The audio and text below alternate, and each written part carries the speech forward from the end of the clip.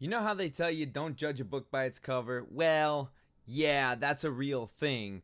And when nisamerica first sent me this game, Neo Atlas, I took a look at it and I was like, I don't know if this is really a game that I'm going to enjoy. But as I played it, well, let's just say it was a little bit hard for me to put it down. So make sure you guys are hitting that like button, subscribing if you guys are new. And let's go ahead and review Neo Atlas by nisamerica.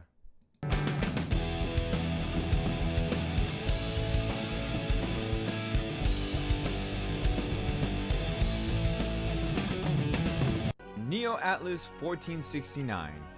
It's a game that I said is something that's very different than what I usually play. And to be fair, like I said, you don't judge a book by its cover. When I first saw this game, I saw the simplicity of the design of it and the character models and the way that the map worked out. And I'm like, well, you know, this seems very... It reminded me of those games that you used to play when, you know, or I used to play when I was younger, like Roller Coaster Tycoon or Zoo Tycoon, stuff like that, where you had to build things and basically get people to pay money in, you know, obviously not real money, but money in the game to then go ahead so that way you can grow and expand your zoo or your roller coaster, theme park, or whatever the case may be. Well, that's not exactly what this game is. Now, the way that this game works, it takes you back in time basically to the 1400s. More specifically, 1469 is the year. And basically, everybody thinks the world is flat.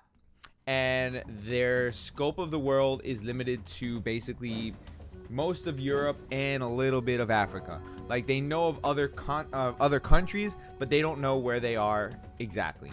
So it's your job as the explorer to go and find new discoveries and basically explore the world. And the thing about this game is that you create the map. So as you explore the game, you uncover new things and new dangers in the world. Sometimes you'll run into pirates. Sometimes you'll run into to a typhoon in the water. You know, your ships will get damaged. You have to repair them. You have to have new admirals to send out new fleets. And the beautiful thing about this game is that the way that they handle things as far as the admirals go and the fleets and all that, every admiral has their own special traits.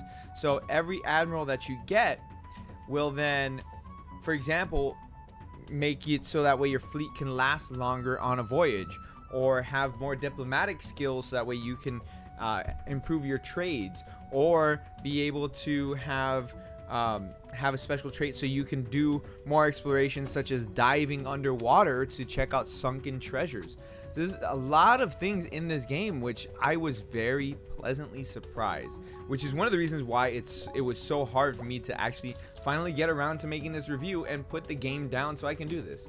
So where does that leave us in the game? Well, to be fair, I don't know if this game has a legitimate ending or not. I've already been playing it for quite some time, and it's one of those things where I know that if I keep playing it, I'm not going to get around to doing what I need to do, which is to go ahead and talk about this review.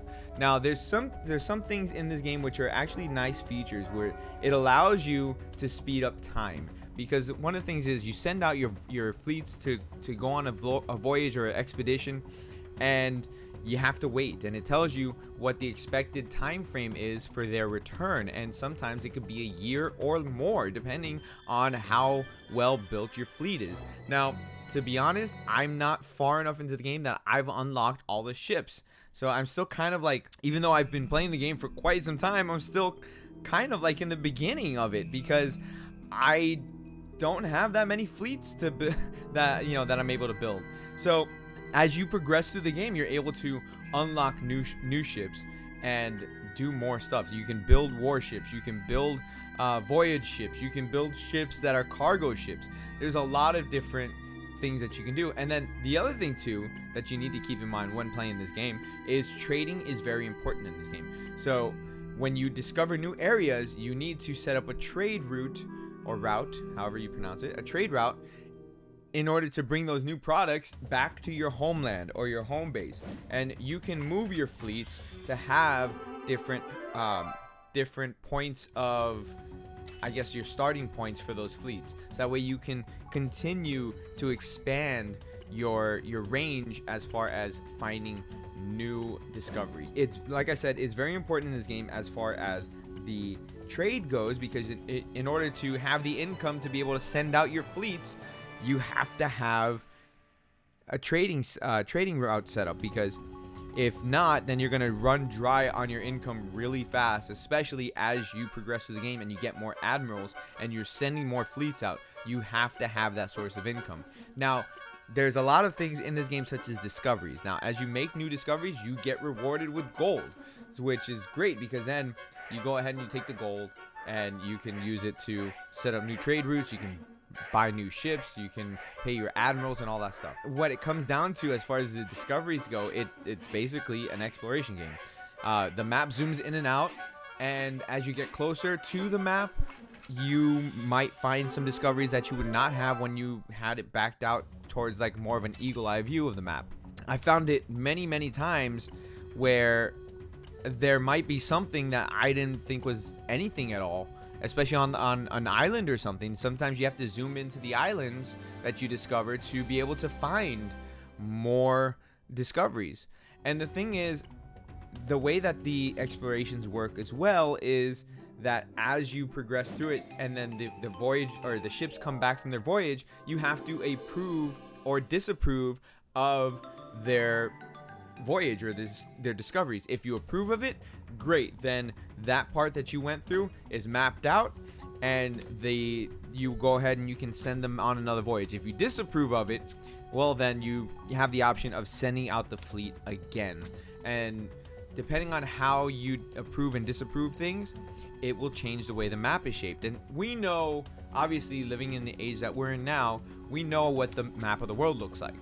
We know where North America is, South America, Asia, Africa, Australia. We know where all those continents are. We know, where all the different countries are just looking at our map. Well, for obvious reasons, back in the 1400s, they did not have the ability to do that as we did. So America is undiscovered in this time.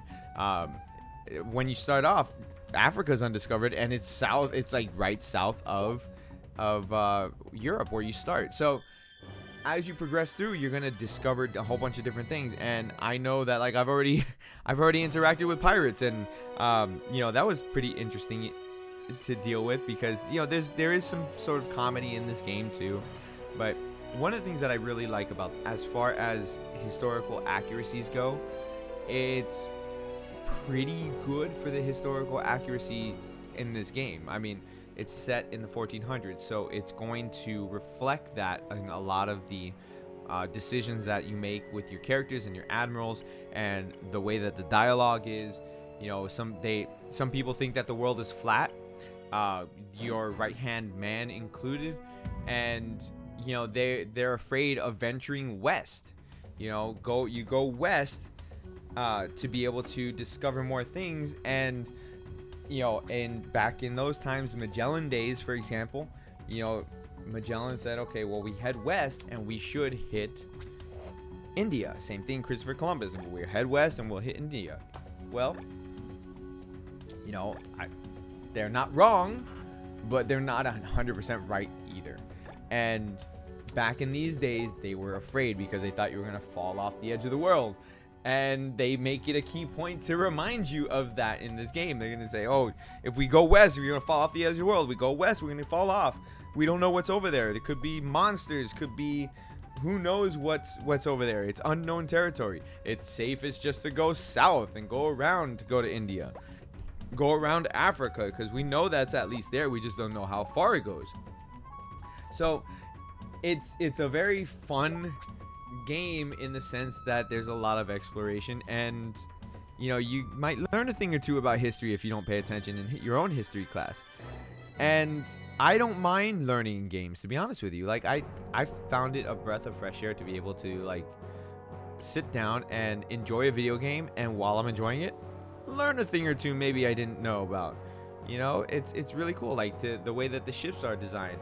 I yeah, I've seen movies, you know, I've seen artist renditions and photographs of, you know, things like that in textbooks, but it's a whole nother take on it, and it's really cool, and I really appreciate this kind of game, because even though we know what we know, you know, in our day and age, going back in time in a video game like this, it puts it into a whole nother light to be able to just kind of enjoy the way that this game really is.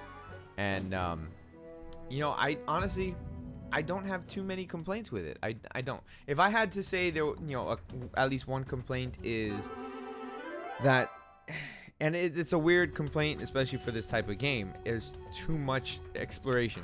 It's too much to explore. I like I said, I don't have.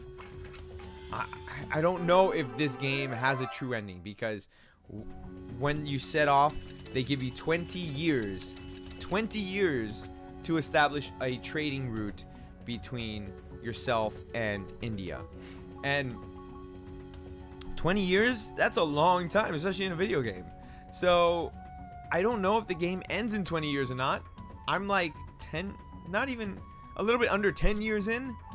So I don't know if the game goes on past 20 years or not. It's a long game. There's a lot to do in it. And if you are a fan of these style of games where you get to explore freely and you basically just build stuff in kind of like a tycoon style-esque game, then this is probably one of those games for you. Like I said, I'm actually enjoying this more than I thought I would be. So the game is available from NISAmerica, available on Nintendo Switch. You can currently buy it now. It's available in the shop as well as physical copies. You know, like I said, it's a different kind of game. One that you don't normally see me play on a live stream or doing a review for, because I typically, you know, play fighting games, action adventure games, RPGs. But playing a simulation game again, it feels kind of nostalgic, and I do actually enjoy this game. So thank you, NISAmerica, for sending this to me. I really do appreciate it. And guys, make sure you hit the like button, subscribe if you guys are new, and check out this game if you find it interesting. I know some of you guys might, and especially those of you guys who are like historical buffs, you might enjoy this one. With that, guys, I will catch you all later. You guys have a great rest of your day. Thank you so much for watching this video. I do appreciate it. Peace out, guys.